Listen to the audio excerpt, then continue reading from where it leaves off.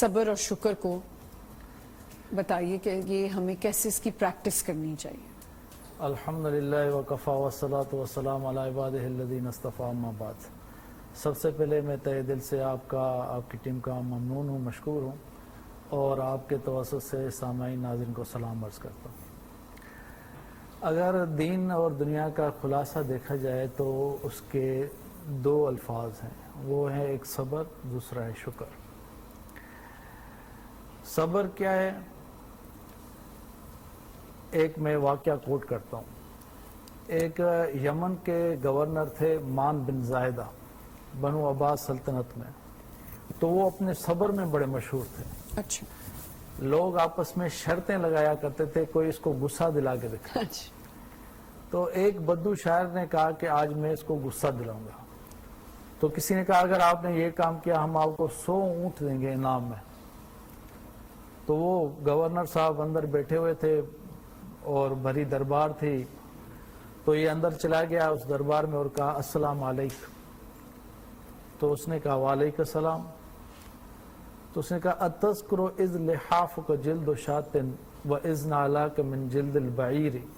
آپ کو وہ وقت یاد ہے جب آپ کا بسترا بکری کی کھال ہوا کرتا تھا، آپ کے جوتے اونٹ کی کھال ہوا کرتے تھے. یعنی مان بن زائدہ پہ ایک زمانہ گزرا غربت کا، تو وہ اس کو ماضی یاد دلا رہا ہے. تو اس نے کہا اذکر ولا انسا، مجھے یاد ہے، ماضی بھولنے کی چیز تھوڑی ہے.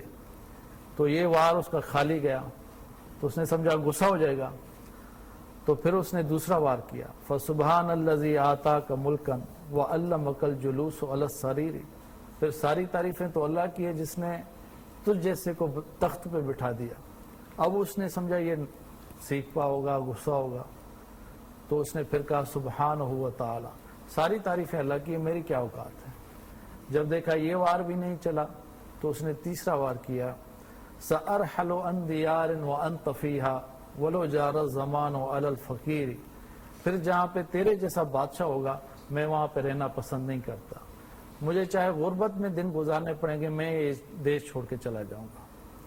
اس نے کہا اگر آپ ٹھہریں تو ہمارا اکرام کریں گے آپ کا، اگر آپ چلے جائیں تو رافقت کا سلام، میری طرف سے سلامتی ہوگی. تو اس نے دیکھا یہ غصہ ہی نہیں ہو رہا.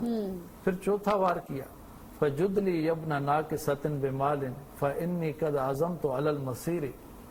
اس نے اس کو ماں پہ گالی دی کہ بری ماں کے بیٹے، مجھے کچھ عطا کر تو میں سفر کروں، پیسے دے.